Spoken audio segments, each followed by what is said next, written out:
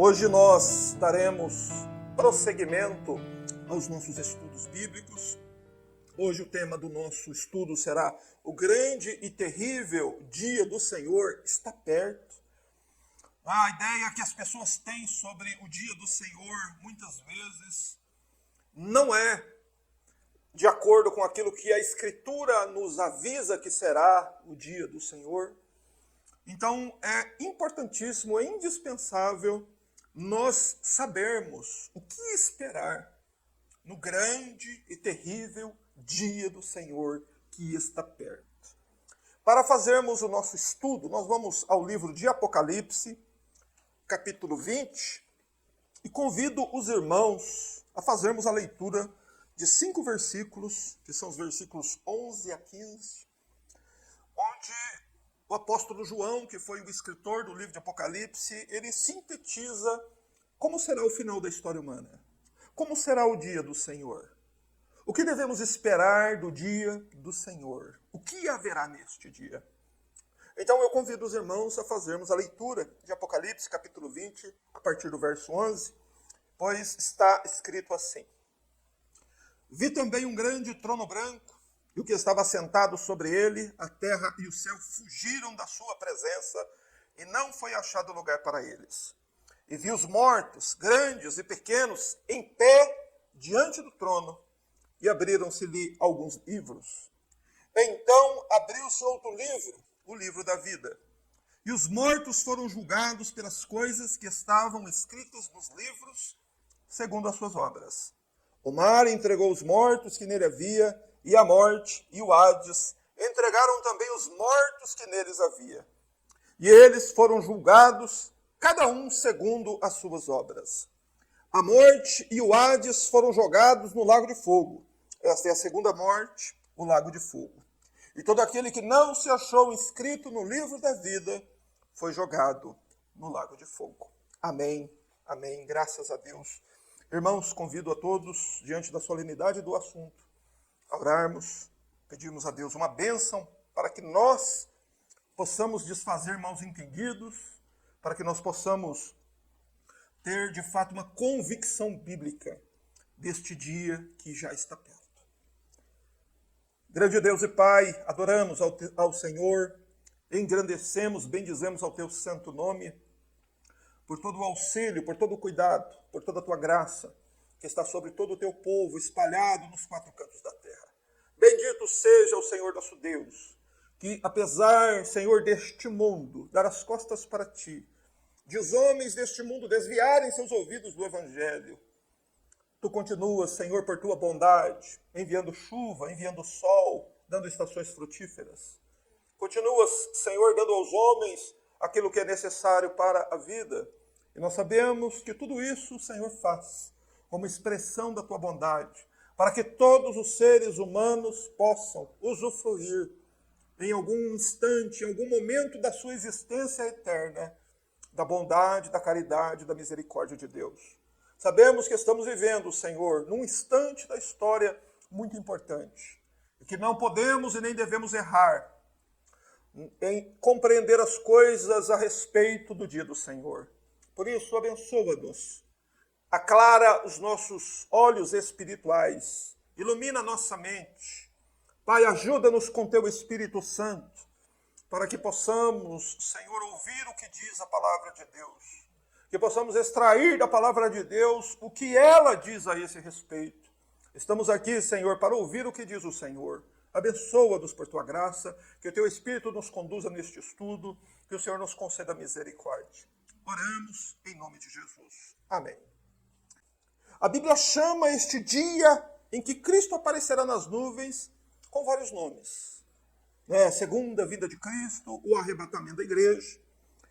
Mas há uma ênfase na Escritura, em todo o Antigo e Novo Testamento, de que este dia ele é chamado de o dia do Senhor.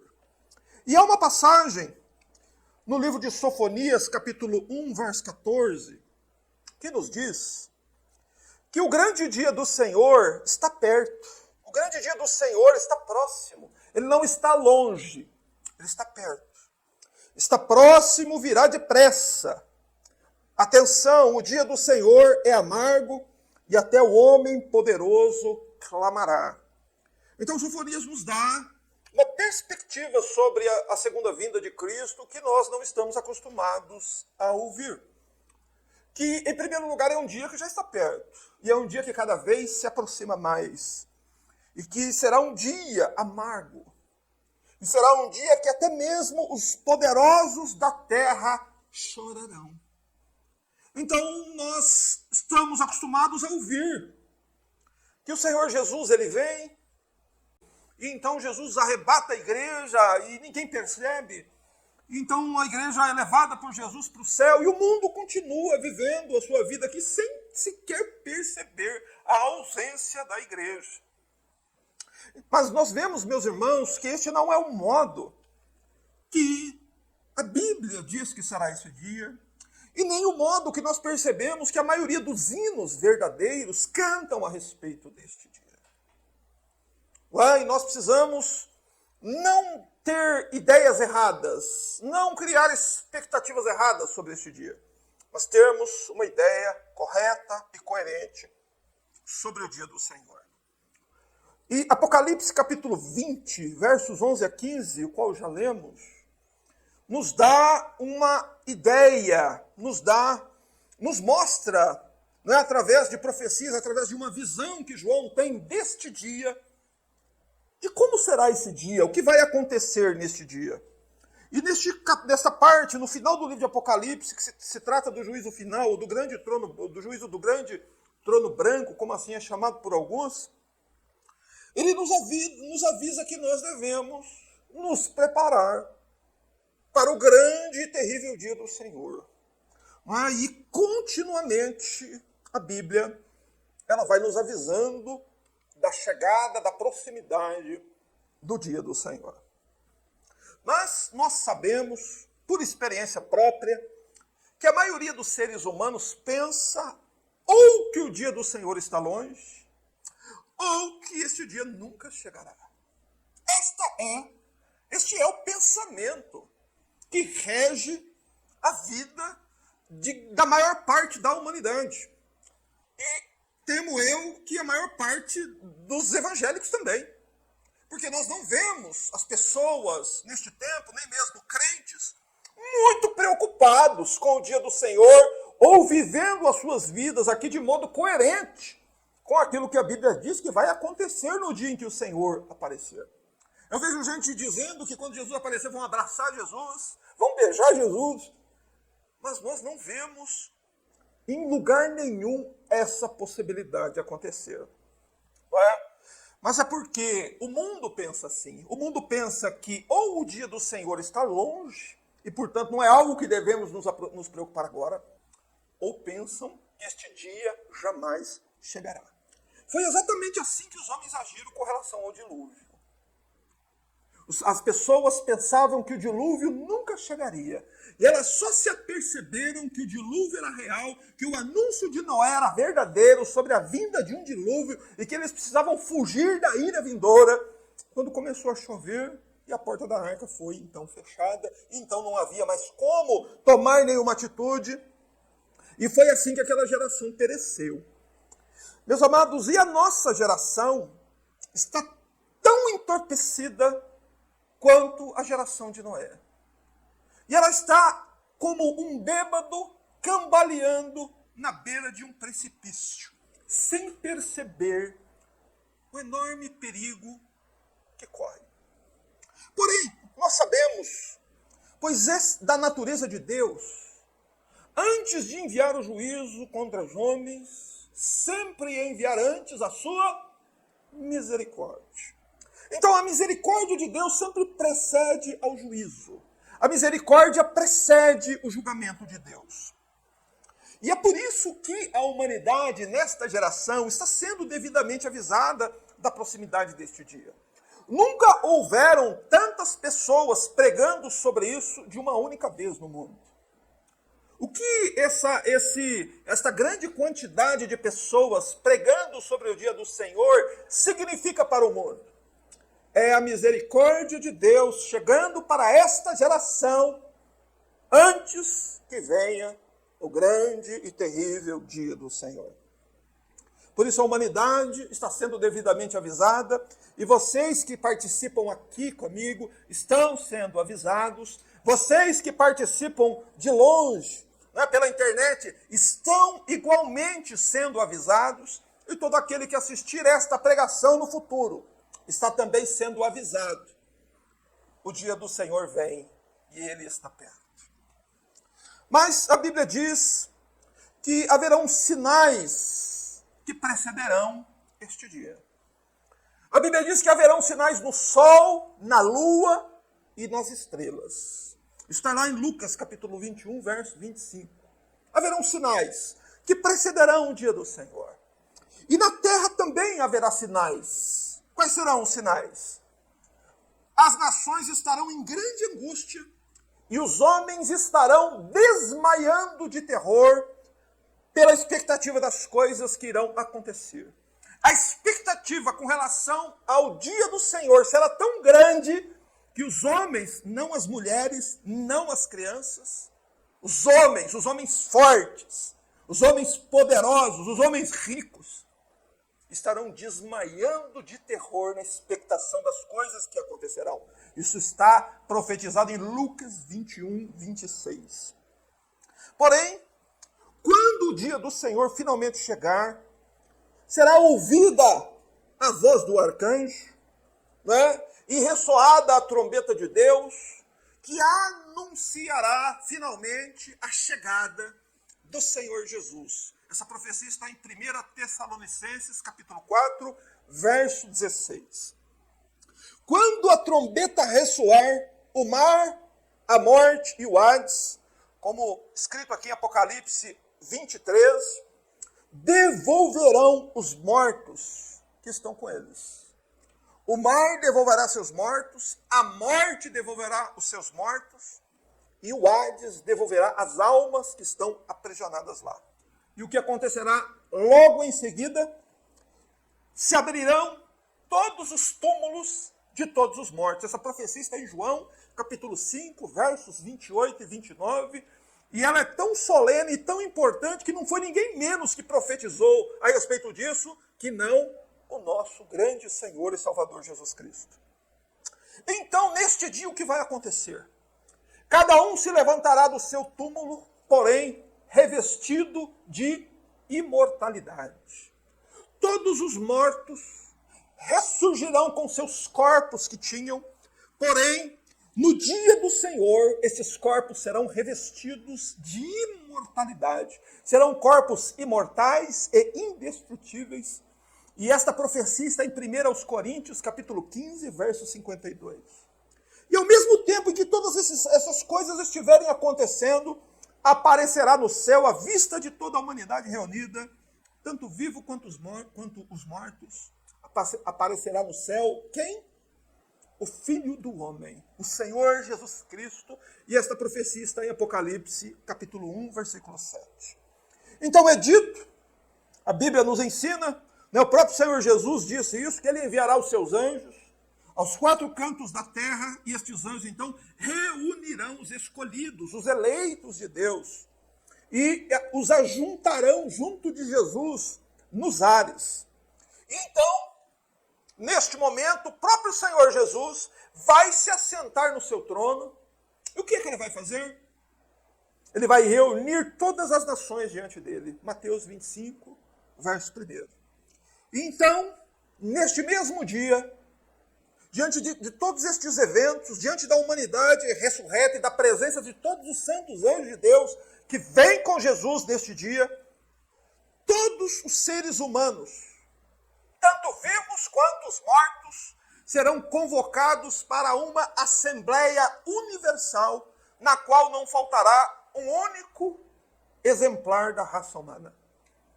Neste dia, todos os seres humanos, desde Adão até o último ser humano que nascer na terra, até o dia do Senhor, estará de pé, vivo, um ao lado do outro, olhando e contemplando o Senhor, porque todos são convocados para uma assembleia universal. E quando nós dizemos todos, nós estamos nos nos referindo realmente a todos. Todos os homens, todas as mulheres, todas as crianças, de todas as nações, de todas as tribos, de todas as línguas, do mundo todo, de todos os tempos, nações que já existiram e que não existem mais, todos os seres humanos, do início ao fim do mundo, estarão juntos nesta grande reunião. Todos serão trazidos diante do Senhor Jesus. Será nesse dia também que o nosso bendito Senhor vai lançar no inferno o anticristo, a besta e o falso profeta. Se vocês notarem, é exatamente isso que está no contexto anterior ao juízo final. Você lê em Apocalipse 19, 20, que a besta e o falso profeta são jogados dentro do lago de fogo. E em Apocalipse capítulo 20, verso 10, é dito que o diabo é também lançado dentro do lago de fogo. Então João, o apóstolo, que escreveu este livro, depois de focar a nossa atenção aqui na chegada do dia do Senhor e na derrota final de Satanás e seus aliados, vai nos mostrar também o fim da morte e do Hades. Final de semana passado nós desconstruímos muitas ideias erradas sobre Hades, sobre Sheol, sobre a sepultura e sobre o inferno. Então fizemos 2 estudos bíblicos voltados a desfazer ideias erradas sobre estas coisas. Porém, o livro de Apocalipse diz que a morte e o Hades vão ser lançados para dentro do lago de fogo, que é o Guiena, que é o inferno.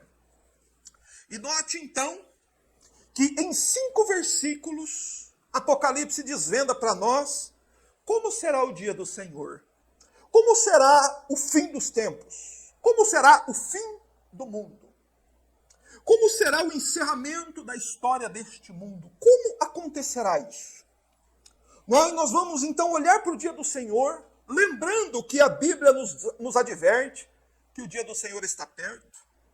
E nós devemos olhar para este dia, o dia do juízo do grande trono branco, ou o dia do juízo final, para que nós possamos nos preparar adequadamente, para que nós possamos agir adequadamente aqui, com corações de crentes verdadeiros que realmente acreditam naquilo que a Escritura diz, que o dia do Senhor está perto e ele vem. A primeira coisa que João vê em Apocalipse capítulo 11, quando ele tem a visão desse juízo final, deste grande dia do Senhor, a primeira coisa que João vê é um trono. Vi também um grande trono branco. João vê um trono e dá 2 características a este trono. Este trono ele é grande e ele é branco. Por que João vê um trono no fim do mundo, na vinda de Cristo? Porque foi exatamente isso que Jesus anunciou que fará quando voltará. Em Mateus capítulo 25, verso 1. Naquela parábola das ovelhas e dos bodes, Jesus disse que ele virá na sua glória com todos os santos anjos e ele vem fazer o quê? Ele vem e vai embora? Não. Ele vai assentar-se no seu trono. Mas aqui em Apocalipse 20, 11, o que João está vendo é um trono onde um juiz se assenta para julgar. E esse trono ele é grande, porque este julgamento, da qual se trata o dia do Senhor, é maior do que qualquer outro que já existiu. Nunca houve um julgamento como este que a Bíblia está nos advertindo e nem haverá outro depois. Ele é grande, ele é o maior julgamento na história da humanidade. Mas por que o trono do juiz é branco? Branco no livro de Apocalipse é um símbolo de pureza, é um símbolo de santidade, é um símbolo de perfeição. Então João, na visão, está atribuindo atributos ao trono. O trono é grande e é branco. E estes atributos do trono são exatamente para apontar para nós quem é que vai estar assentado nesse trono. Porque João não nos informa. Ele diz assim, vi um grande trono branco e o que estava sentado sobre ele. Ele viu alguém assentado naquele trono. Porém, João não nos diz quem é que está assentado no trono branco. Você percebe? Então, a ideia aqui é essa, que nós, em primeiro lugar, entendamos que será o grande julgamento, que será um julgamento único na história da humanidade. que não houve nada semelhante antes, nem haverá nada semelhante depois desse dia. E que o juiz que ocupará este cargo, ele é puro, ele é santo, ele é perfeito. E por que é importante esta informação? Porque todos nós estamos indo para esse julgamento. Todos nós seremos convocados a comparecer perante este tribunal. E a Bíblia garante que ninguém será injustiçado lá.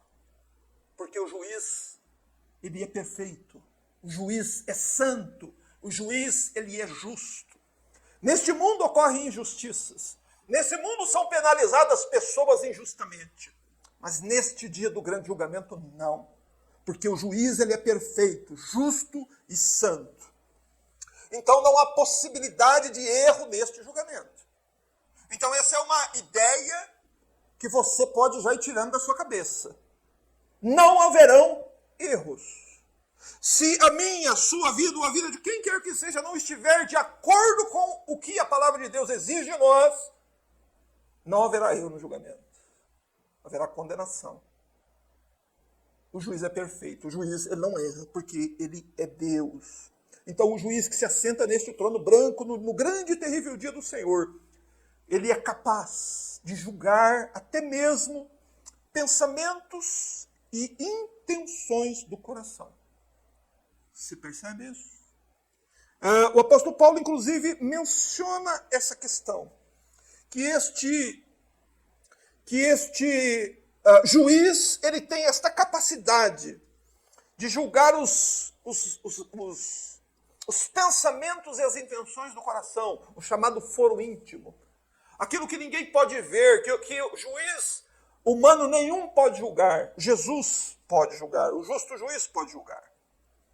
E ele não apenas conhece a intimidade do coração dos homens, de todas aquelas pessoas que estarão de pé diante do trono, mas ele conhece cada indivíduo que será julgado. E ele conhece com quais intenções aquele indivíduo fez o que fez, ou bem ou mal. Então o juiz é perfeito e o trono do julgamento, ele é algo absolutamente importante e também importante não criarmos ideias erradas. Não acharmos que iremos encontrar um cordeiro neste trono. Não. O que nós vamos encontrar neste trono é um leão. Um justo juiz. Ele já veio uma vez como cordeiro, mas ele virá a segunda vez como um leão, assentado no trono, o justo juiz. Por isso não alimente ideias erradas sobre este dia. Por isso é importante estudar sobre o grande e terrível dia do Senhor. Porque a Bíblia se refere a este dia como sendo grande e terrível. Porque sim, ele será um dia grande, como nenhum outro que houve. Mas o choro, o lamento, os gritos e o desespero dos pecadores não arrependidos será terrível. E você vai estar lá do lado deles, ouvindo eles gemerem e gritarem desesperados, porque não estão prontos, porque não se prepararam, porque não deram avisos, não deram ouvidos aos avisos de Deus. Então para e pensa, você vai estar lá. Todos nós estaremos lá naquele dia. Por isso não alimente ideias erradas. Será um dia de angústia, irmãos. Será um dia de lamento. Será um dia de trevas, será um dia de escuridão, será um dia de muita aflição e de gritos desesperados. É o que Sofonias 1,14 diz. O dia do Senhor é amargo, e até o homem poderoso clamará, até o homem mais poderoso do mundo se desesperará naquele dia. Não alimente ideias erradas. De que vai dar tudo certo, que todo mundo vai para o céu, de que ninguém vai para aquele lago de fogo. Não crie ideias erradas. Não alimente expectativas erradas. Porque este dia, o dia do Senhor, não é dia de misericórdia. Ninguém que se achegar diante do juiz que estará sentado diante daquele trono branco poderá pedir clemência a ele naquele dia. Isso será impossível. Não se encontra em lugar nenhum da Bíblia que exista esta possibilidade. Não é? ou melhor, a possibilidade para você e para mim e para todo mundo que está vivo ainda, porque para quem já morreu, já não existe mais a possibilidade. Mas para nós que estamos vivos, ainda há uma possibilidade de buscarmos a misericórdia ainda hoje, agora. Enquanto ouvimos sobre estas coisas, enquanto o Espírito Santo leva o nosso coração para pensar, para imaginar como vai ser esse dia, o desespero das pessoas diante do trono do julgamento de uma grande fornalha acesa que os estará aguardando. E as pessoas pensam realmente, a gente conhece gente que pensa, que na hora lá vai dar para se arrepender e pedir misericórdia. Mas não, irmão, não alimente ideias erradas. Este dia não será dia de misericórdia. Ninguém vai poder pedir clemência ao juiz. Você vai perceber isso ao continuarmos aqui a leitura do texto. Esse dia não é dia de misericórdia. Esse dia é dia de justiça. Esse dia, misericórdia e justiça são coisas opostas. O que é a misericórdia? A misericórdia é não derramar sobre quem transgride a lei as consequências de se transgredir a lei. Isso é misericórdia, é poupar, é ter pena. Mas naquele dia não existirá misericórdia. Naquele dia o que existirá é a perfeita justiça de Deus sendo aplicada a cada ser humano que já existiu neste mundo. Em terceiro lugar, o dia do Senhor será o dia de Deus executar o juízo e a justiça sobre os filhos dos homens por causa das vergonhosas coisas que fizeram.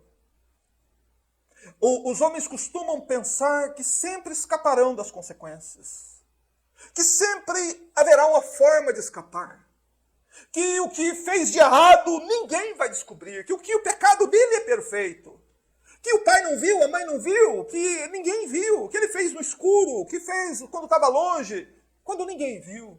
Meu irmão, e será nesse dia que Deus executará justiça e juízo sobre as coisas vergonhosas, as obras vergonhosas, as más obras que os pecadores fizeram. Por isso, entenda uma coisa sobre misericórdia. O tempo da misericórdia é hoje. A hora da misericórdia é agora. O momento de você receber a misericórdia é enquanto você está ouvindo sobre estas coisas e o seu coração estremecer e você então gritar: ó Jesus, filho de Davi, tem misericórdia de mim. Agora ainda é tempo de encontrar a misericórdia. Mas essa é a razão, irmãos, de nós vermos na Bíblia sempre a misericórdia chegando antes do juízo. A misericórdia sempre chegou antes. No dilúvio, a misericórdia chegou antes. Em Sodoma e Gomorra, a misericórdia chegou antes. Deus enviou 2 anjos para avisar Ló e sua família para que eles escapassem. Nos períodos em que Deus iria enviar o juízo sobre o seu povo Israel, Deus enviava profetas para avisar as pessoas para que se arrependessem, para que fugissem. Deus sempre envia misericórdia, meu irmão. Mas hoje, quem está sendo notificado é você, sou eu. Quem está recebendo o aviso de Deus não são os homens antediluvianos que viveram antes do dilúvio. Não são os judeus. Quem está recebendo a notificação de Deus, o aviso de Deus sobre o grande e terrível dia do Senhor que está perto, sou eu e é você. Nós estamos sendo notificados de que nós haveremos de comparecer neste julgamento. Não há como escapar deste julgamento. E você e eu precisamos crer no que a Bíblia está nos alertando que vai acontecer. E este dia está perto. E o tempo da misericórdia, o que está acontecendo com o tempo da misericórdia? Ele está terminando, está acabando. Vai acabando, é igual a areia de uma ampulheta. Ela vai escorrendo, escorrendo, escorrendo, até que ela termina. Mas quando este tempo da misericórdia termina, ele é para sempre. Terminará a misericórdia por toda a eternidade. Você entende a gravidade da questão? A importância da misericórdia? Por isso nós estamos sendo alertados Porque assim como nós vamos ver no texto, é preciso se preparar adequadamente para o dia do Senhor. Quem será o juiz do grande julgamento? Quem foi que o Senhor Deus designou como juiz do julgamento de toda a humanidade? A Escritura nos diz quem ele é em Atos, capítulo 17, versículo 31. Atos, capítulo 17, verso 31 diz: Pois determinou um dia em que julgará o mundo com justiça, por meio do homem que estabeleceu com esse propósito. E ele garantiu isso a todos ao ressuscitá-lo dentre os mortos. Então presta atenção no que este único versículo diz. Nos diz pelo menos 4 coisas muito importantes, das quais nós nunca devemos nos esquecer. Primeiro é que o dia do julgamento já está marcado. Ele não vai sendo protelado, ele já está definido na agenda de Deus. Deus determinou o dia já. Esse dia já está preparado. E o que nós devemos ter em mente é que este dia está longe ou perto. Esse dia está perto. Deus já determinou o dia, querido. Você não pode mudar esse dia. Esse dia não pode ser alterado. Quer dizer que este julgamento, ele já foi marcado. Ele não será. Ele já foi marcado. Essa é a primeira coisa que esse versículo diz. O segundo é que Deus determinou em seu plano julgar o mundo inteiro com justiça. Não é? É o que está escrito. Pois Deus determinou um dia em que julgará o mundo com justiça. Então, será um julgamento mundial. Será um julgamento universal. Será um julgamento de todas as nações, assim como o Senhor Jesus disse em Mateus, capítulo 25, verso 1. E tantos outros textos bíblicos nos afirmam isso também. Deus vai julgar não o Brasil, não Israel, não a China. Deus vai julgar o mundo. E você faz parte deste mundo. E então isso significa que você e eu também haveremos de comparecer neste tribunal. E quem será o juiz? Quem foi o juiz designado para um julgamento tão grande, tão solene, tão importante, com consequências tão graves? Quem Deus designou como juiz? É dito que ele garantiu isso a todos ao ressuscitá-lo dentre os mortos. Veja que, mais uma vez, o nome do Senhor Jesus não é mencionado. Sabe por quê não é mencionado? Porque é tão óbvio para nós quem será o juiz do grande julgamento. A Bíblia fala tantas vezes que será o Senhor Jesus. E por isso que a palavra de Deus, ela diz que a garantia que nós temos, que Jesus é o juiz que se assentará no trono branco, foi que Deus ressuscitou ele dentre os mortos. Você conhece outro juiz que tem essas características? Você conhece outro juiz que é perfeito, santo, puro, e que morreu e ressuscitou dos mortos? Você conhece outro juiz como esse? Não, só esse juiz. Ele é o juiz designado. Ele já está, o dia já está marcado, o juiz já foi designado. E o que é que Deus está fazendo agora? Assim como num julgamento humano, antes do julgamento é marcado a data e designado o juiz. E enquanto essa data não chega, o que é feito? As pessoas interessadas naquele julgamento são comunicadas para que elas compareçam. E para nós, irmãos, para os homens, para os pecadores, nós sabemos que pela vontade dos pecadores, eles não iriam querer comparecer ali. Não é verdade? Não iriam querer comparecer. Isso tanto é verdade que a hora que o juiz se assenta no trono, João diz que a terra e o céu fogem da presença dele. Nem a terra e o céu queriam estar ali naquele momento. Mas essa é a verdade, irmãos. A humanidade está sendo avisada. Vitor está sendo avisado, Vitor. Daniela, se prepara, Daniela. Rafael, você está sendo avisado. Você está sendo avisado.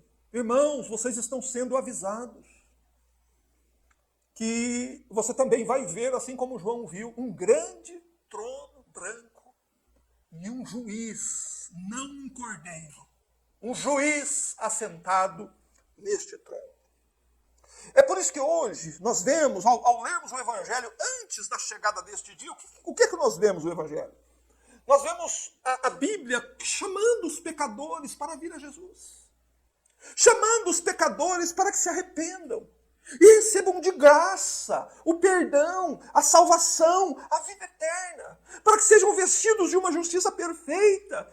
E essa é a maior necessidade humana. Mas sabe o que os homens fazem com esta oferta de Deus?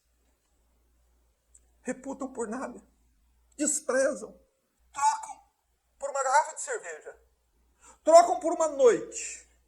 Por um pouco de prazer. Por um pouco de dinheiro. Trocam por alguma coisa. Se recusam de ir a Jesus. Porém, eu quero avisá-los hoje. Todos os que neste dia desprezarem a oferta do Senhor, de irem a Cristo, são pecadores obstinados, pecadores agarrados ao seu pecado. E mesmo recusando a oferta do Senhor de ir a Ele hoje, naquele último dia você vai ter que ir diante dele. A palavra de Deus diz que todo joelho vai se dobrar diante de Cristo e confessar que Jesus Cristo é o Senhor. Até mesmo os pecadores mais obstinados que se rejeitaram a se dobrar diante de Jesus aqui. Quando o dia do Senhor chegar, os joelhos deles se dobrarão diante de Cristo. Então, eu dou um conselho a você. Dobre seus joelhos diante de Cristo antes que Deus os dobre por você. Se humilhe diante de Cristo antes que Deus humilhe você diante dele.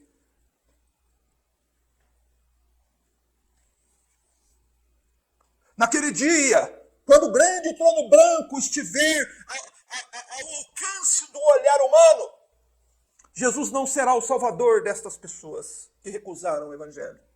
Jesus será o justo juiz que os condenará. Hoje Jesus pode ser o salvador da sua alma. Jesus pode salvar você deste dia. Jesus não vai salvar você de ter que passar pelo julgamento. Mas Jesus pode salvar você de você ter que enfrentar as consequências das coisas que você fez. E é exatamente por isso, por causa da seriedade, da gravidade daquele dia, diante daquilo que vai acontecer no grande e terrível dia do Senhor que está perto, que o céu e a terra fogem da presença de Jesus. Por que o céu e a terra fogem? Porque tanto a terra quanto o céu foram corrompidos pelo mal. Satanás fez no céu uma rebelião de anjos contra Deus. E o céu, então, se tornou um lugar que não é mais puro aos olhos de Deus. O céu precisa ser restaurado, renovado, porque lá houve pecado. Satanás foi lançado para a terra. O que Satanás fez na terra? Satanás instigou os homens a se rebelarem contra Deus.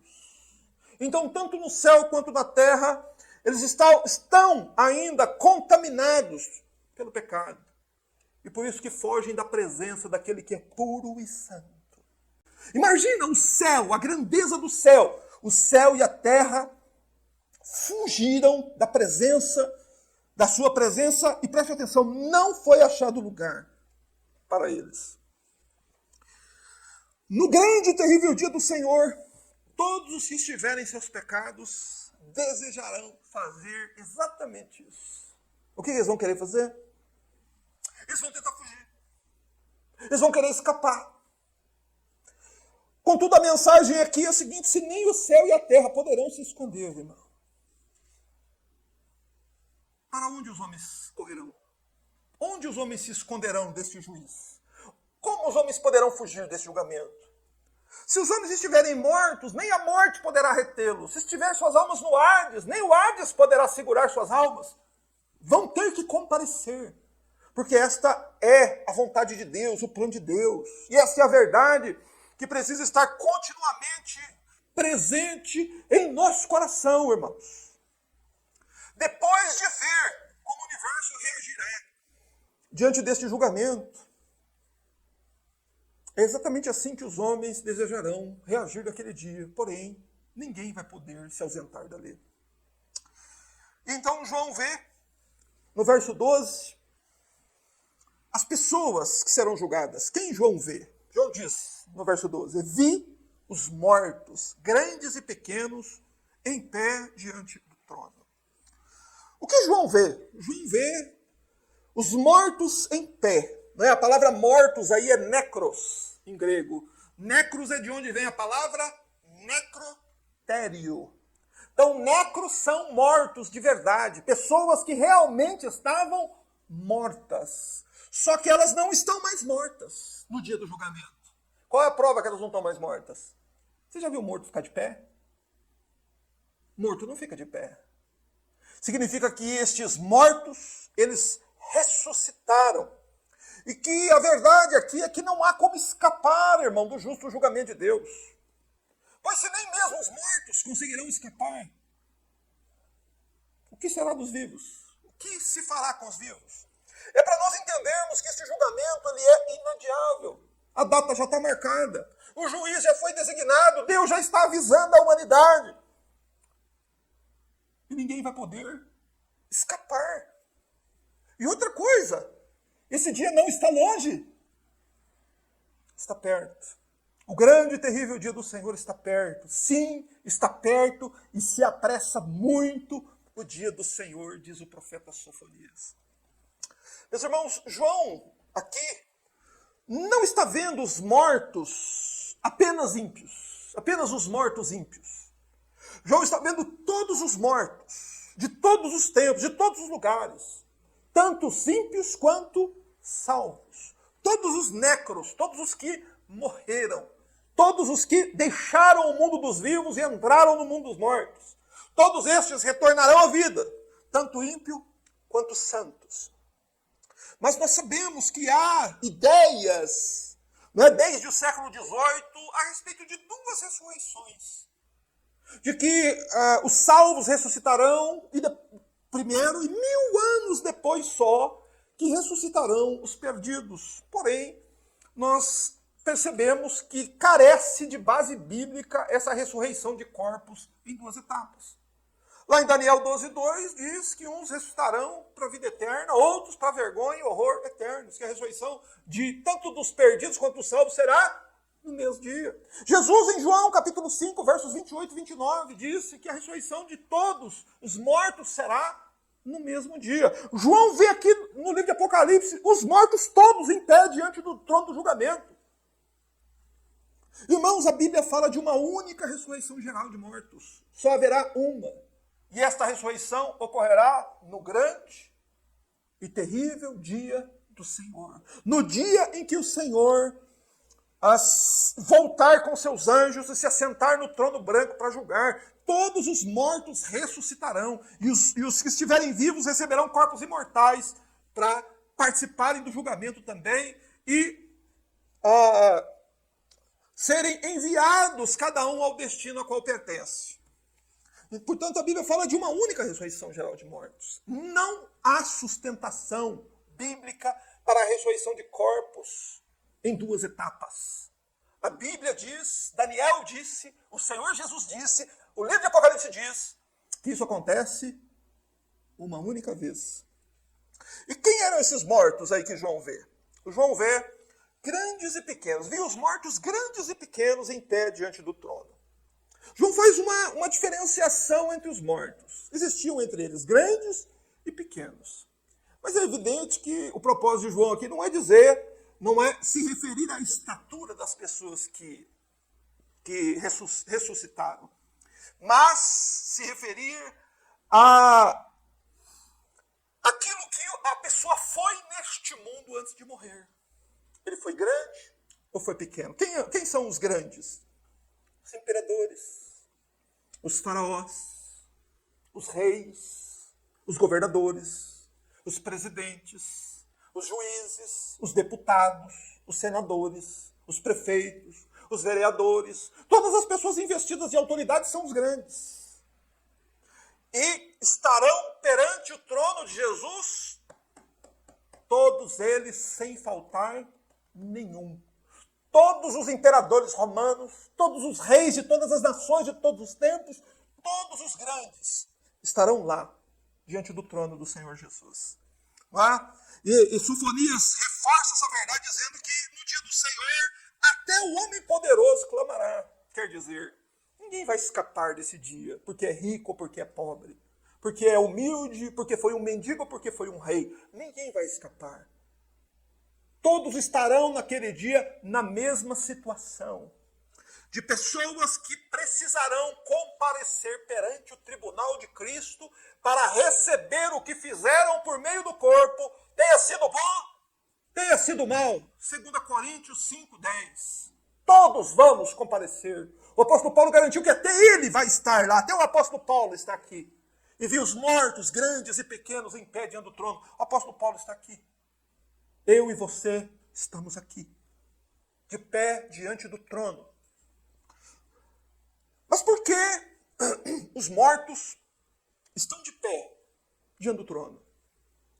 Porque João nos refere a este fato, a este detalhe da postura dos mortos perante o grande trono branco. Porque um juiz, antes de transmitir o veredito, um juiz, antes de dar a sentença, o que ele ordena que o tribunal faça? Ele ordena que todos se coloquem em pé. Então, o fato dos mortos estarem em pé, grandes e pequenos, diante do trono, diz que estas pessoas, que serão toda a raça humana, e nós, inclusive, estaremos lá, essas pessoas, elas estarão de pé, aguardando um veredito do Senhor Jesus. Você é bode ou você é ovelha? Você é um crente ou você é um ímpio? Quem você é? Você é um salvo ou você é um perdido? Das pessoas que já morreram, das pessoas que já partiram da nossa família. Quais delas foram para o céu, quais delas foram para o inferno? Nós vamos saber no dia em que o Senhor Jesus aparecer, no grande e terrível dia do Senhor. Porém, nós estaremos lá também sob essa expectativa do que o Senhor Jesus vai dizer a meu e a teu respeito. E ali então é dito também, ainda no verso 12, é dito assim: e então, e abriram-se alguns livros.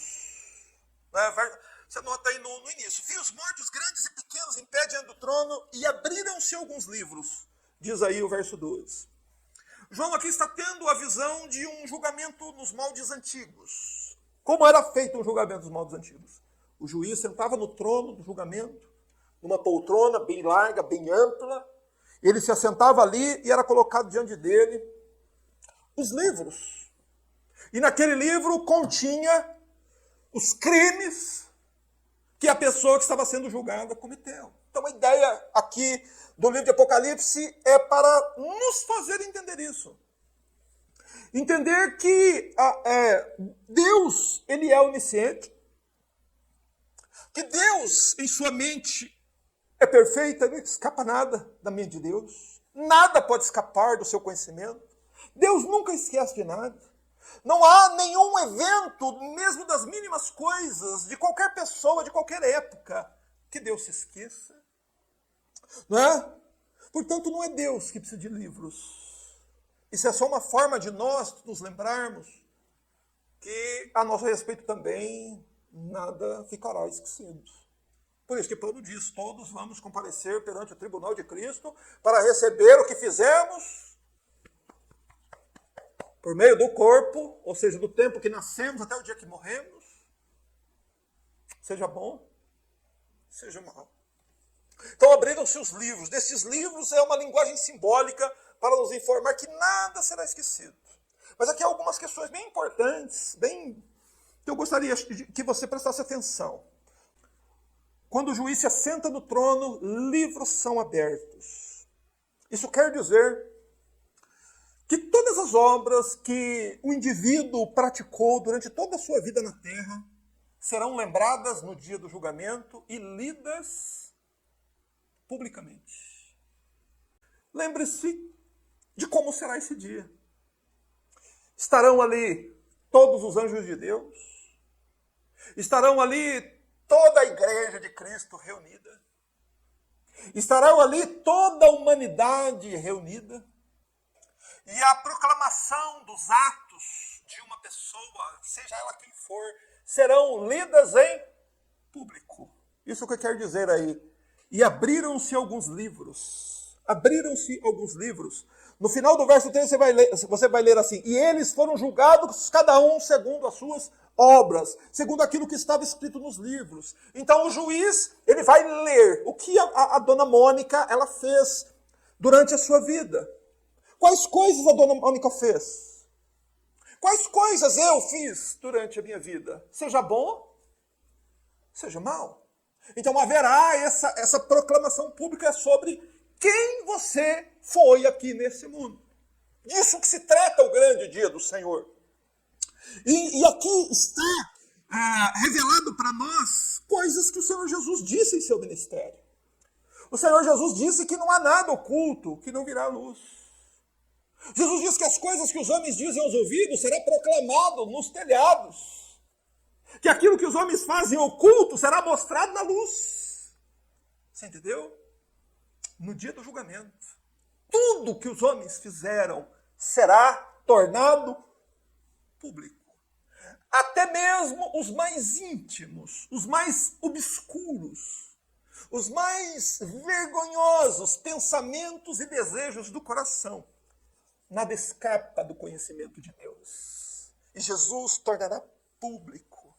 Meus irmãos, tudo que os homens fizeram ao longo destes milênios em que os homens habitam na terra, um por um de cada vez, será lida o memorial do que esta pessoa fez com seu corpo. Tudo que ele fez encoberto pelo manto da escuridão será naquele dia trazido à luz. Oh, querido, será dia de indignação. Dia de tribulação e de angústia, de tumulto, de destruição, de trevas, de escuridão, de nuvens e de negridão. E até o homem poderoso gritará desesperado. Mas então para e pensa um instante. Lembre-se que eu disse para você que conhecer essas coisas ajusta a sua vida aqui na Terra. O que é que você está fazendo? Que vai te cobrir de vergonha naquele dia, que vai querer fazer com que você fuja da presença de Jesus, mas você não vai ter aonde se esconder. Como Adão no jardim, em meio àquela multidão de árvores, não tinha como se esconder de Deus. Não vai dar para se esconder atrás de ninguém. Não vai dar para fazer como as pessoas fazem, como são pegas num crime, e a polícia prende e leva para a delegacia, o que a pessoa faz? A pessoa bota uma touca, bota um pano na cabeça, esconde o rosto. Não será possível fazer isso. Você será, naquele momento, o centro da atenção de toda a humanidade. Isso é um justo julgamento, irmão. Seria, por acaso, algum julgamento justo a sociedade não saber o que um criminoso praticou e por que ele foi condenado? Seria justo? Não, seria injusto. Seria justo para a família dele? Prenderem uma pessoa por 30 anos e a família não saber por que ele foi preso? Não, seria um julgamento injusto. Por isso o justo julgamento de Deus será assim. Abriram-se os livros, não é? Isso significa que cada pessoa que será julgada terá sua vida tornada pública. E presta atenção, escuta, olha para mim. Até mesmo seus segredos mais íntimos. Romanos, capítulo 2, versículo 16. O apóstolo Paulo diz, isso acontecerá no dia em que Deus julgar os pensamentos secretos dos homens por Jesus Cristo, segundo o meu evangelho. Aleluia. Louvado seja Deus. Há um Deus no céu, irmãos. E um Deus que está continuamente olhando para nós. E tudo o que fazemos, falamos, pensamos, sentimos e desejamos estão sendo anotados no livro. E este livro vai ser lido. E o dia já está perto. Então, os segredos mais repugnantes vão ser tornados públicos diante de Deus dos santos anjos e de toda a humanidade ressurreta reunida.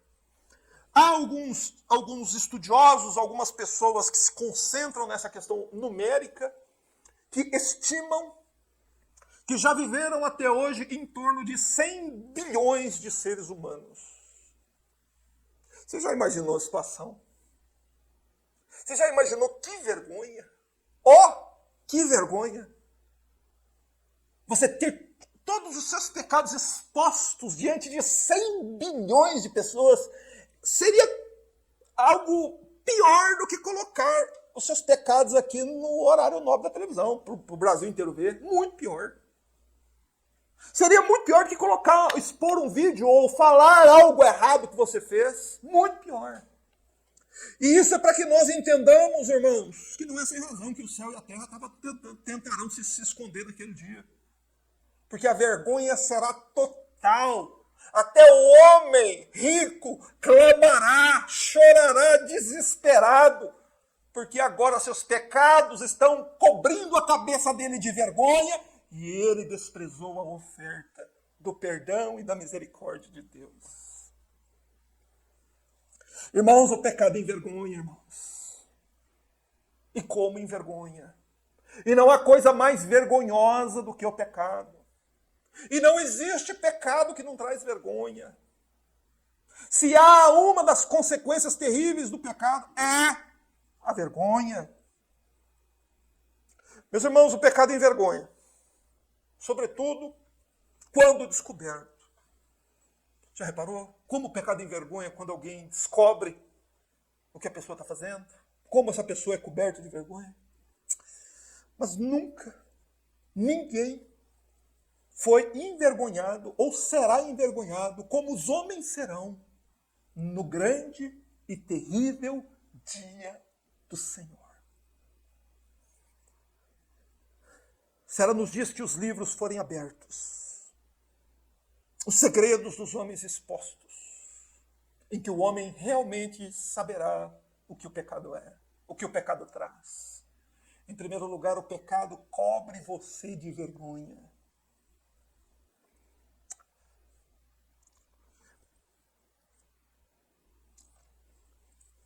Você já imaginou em por que o Filho de Deus, quando esteve aqui neste mundo como um cordeiro, teve suas roupas arrancadas dele, tanto as vestes quanto a túnica? E ele foi atravessado de pregos nu e levantado no local público, com milhares de pessoas o vendo, nu, envergonhado.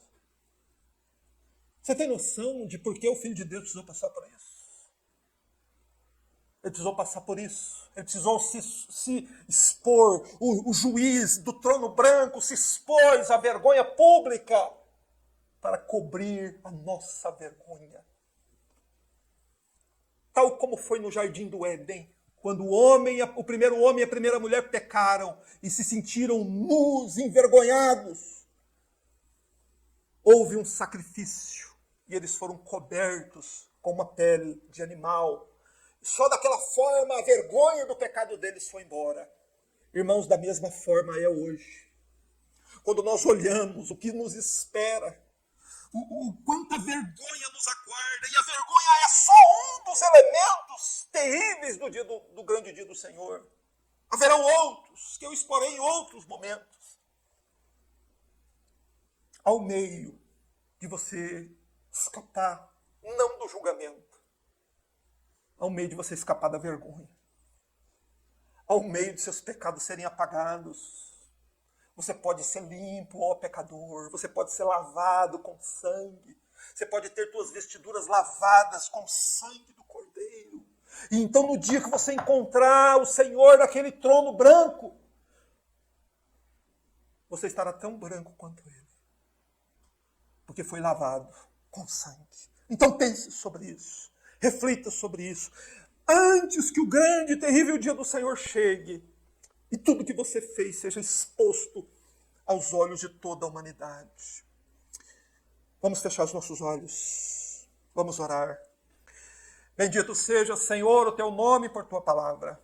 Bendito seja o Senhor por nos informar das coisas que devemos esperar naquele grande e terrível dia que já está perto. Bendito seja Deus por sua justiça inflexível, que trará todos a julgamento. Louvado seja o teu nome, Senhor, pois tu trarás a cabo todas as profecias e fará cumprido o teu plano para com a humanidade, porque o Senhor é Deus. E a nós cabe-nos dobrar-nos ante a tua soberania e dar glórias e louvores ao teu nome pelas coisas serem assim. Pelos homens não terem como escapar dos seus pecados.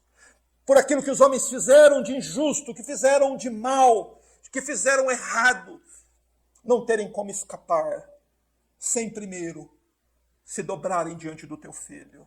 Ó Senhor, e nós nos curvamos diante de Jesus. E nós o temos, Senhor, no mais elevado grau de estima na nossa vida, sobre todas as demais coisas. Porque sabemos que nele, somente nele, temos perdão, salvação, vida eterna. Recebemos o perdão, somos lavados de todos os nossos pecados, todas as nossas imundícias do corpo e da alma, tudo aquilo que fizemos, falamos, pensamos, sentimos e desejamos, Senhor, que era contrário à tua palavra e queria nos encher de vergonha no dia do julgamento. Somos perdoados em Cristo. Que, Senhor, algumas destas almas que nos ouvem hoje possam ser abaladas pelo Espírito Santo ao ouvir o Evangelho. Creiam que este dia está vindo e se preparem e corram para Jesus e busquem abrigo sob a sombra da cruz, pois não haverá outro lugar seguro, Senhor, naquele dia. Não haverá onde se esconder, senão sob a sombra da cruz. Abençoa-nos por tua graça. Grava essas palavras em nossos corações. Em nome de Jesus. Amém.